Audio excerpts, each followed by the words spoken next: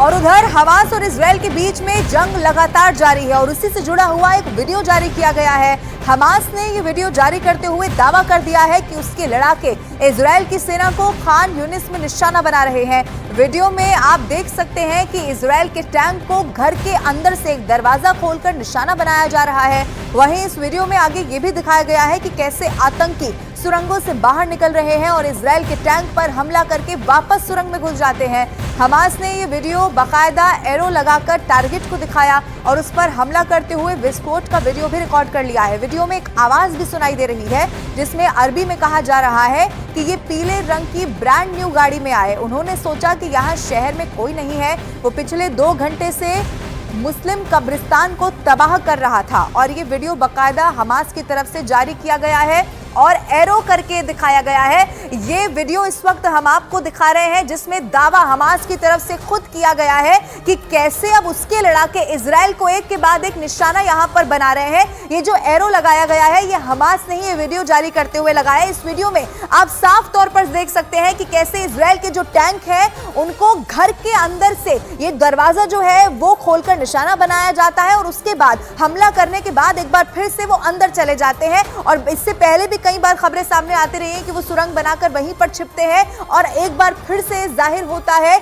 कि कैसे जब वो देखते हैं कि इजराइल के टैंक बाहर है वो सुरंग से बाहर आते हैं और उसके बाद हमला करके वापस से सुरंग में घुस जाते हैं। हमास ने इस वीडियो में ये एरो लगाया है और एरो लगाकर ये बताया है कि टारगेट कैसे किया जा रहा है वहां पर और हमला करते हुए विस्फोट का जो बाकायदा वीडियो था उसको भी यहाँ पर रिकॉर्ड कर लिया गया है। ये आप देखेंगे 1 सेकंड से भी कम टारगेट लगाया जाता है और उसके बाद खतरनाक आग यहाँ पर दिखाई देती है, विस्फोट हो जाता है और इस विस्फोट को भी अब रिकॉर्ड कर लिया गया है। आवाज भी जो सुनाई दे रही है उसमें भी अरबी में कहा गया है कि पीले रंग की ब्रांड न्यू गाड़ी में आए, सोचा नहीं यहाँ शहर में कोई भी नहीं है।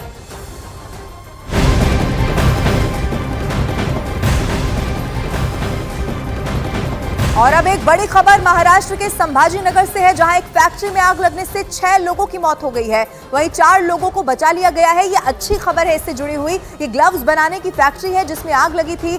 फायर ब्रिगेड की गाड़ियां मौके पर पहुंची हुई हैं और आग बुझाने की कोशिश की जा रही है। अब तक 6 लोगों के शव बरामद कर लिए गए हैं। 6 लोग फंसे हुए थे और उनमें से 4 लोगों को बचा लिया गया है। ये भी जानकारी मिल रही है क्योंकि अभी कोशिश यही की जा रही थी कि जो लोग फंसे हुए हैं उन्हें जल्द से जल्द बाहर निकाल लिया जाए।